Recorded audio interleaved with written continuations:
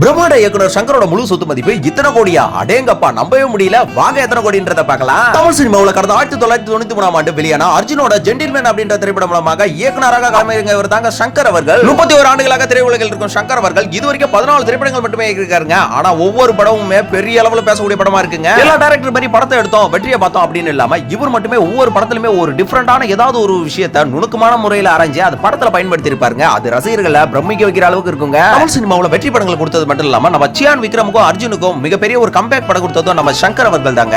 தெலுங்குல ராம் சரண் வச்சு ஒரு படம் பண்ணிட்டு இருக்காங்க. அது மட்டும் இல்லாம பாலிவுட் டான் நாயகன் ரன்வீர் சிங்கர் வச்சு ஒரு படம் பண்ணிட்டு இருக்காருங்க. இந்த டைம்ல வந்து இந்தியன் 2 படத்தை ரிலீஸ் பண்ணிருக்காரு. இந்த படம் வந்து வேற லெவல்னு சொல்ல முடியாது, கலவையான விமர்சனங்களே பெற்று வருதுங்க.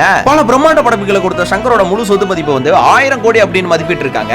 தமிழ் சினிமா ஜாம்பவான் சங்கர் இயக்கிய படங்கள்ல உங்களோட ஃபேவரட் படம் என்னன்றத மறக்காம நம்ம கமெண்ட் பாக்ஸ்ல உங்களோட கமெண்ட்டை பதிவு பண்ணிட்டு போங்க.